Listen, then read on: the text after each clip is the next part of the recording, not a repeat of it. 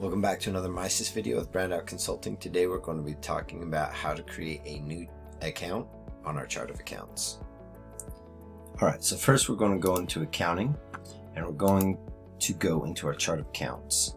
And what we're doing today is we're going to create a freight account. So we kind of want to keep everything in line. So if you can see, most of our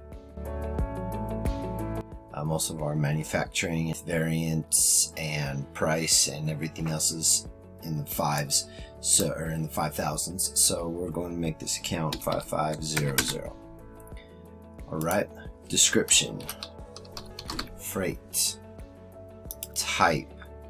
All right, and this is where you do want to be talking with your accountant, but in this one, so here we are going to come down to cost of goods sold, because that's what freight is part of.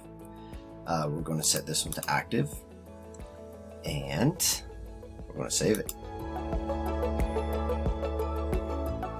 Alright, now we've just created freight down here. If you found any of that helpful, please like, share, subscribe, comment below. Let us know what else we can help you with. Thanks.